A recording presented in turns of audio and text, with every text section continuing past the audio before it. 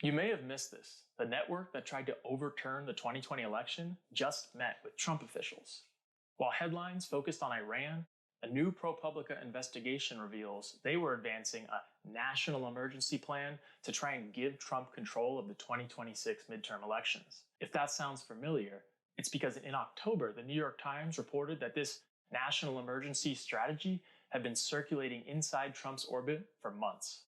One of the officials at the center of it was Heather Honey, now a senior Department of Homeland Security official.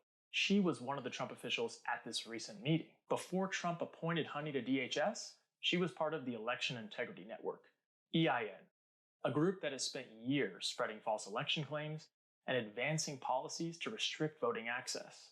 Now, they've become a central hub for the strategy driving Trump's election efforts. EIN was founded by Cleta Mitchell, Trump's 2020 attorney who played a central role in efforts to overturn his loss.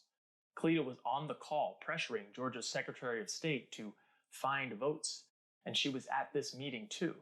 And just weeks earlier, she met with White House officials on election policy. And the meeting ProPublica reported wasn't just a symbolic gathering. After it ended, a White House lawyer who was in attendance agreed to carry the consensus back to Trump. And just days before ProPublica's story, the Washington Post reported a draft executive order that could be the strategy to turn this into action. To be clear, the Constitution says states run elections and Congress can regulate aspects of them, not the president. Legal experts are already preparing to challenge any attempts to use emergency powers to control elections. But here's why it matters.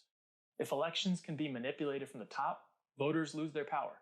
And if the same people stay in control no matter what, the corruption, chaos and violence, and the policies hurting working families, none of it changes. This ProPublica investigation deserves to be on every front page.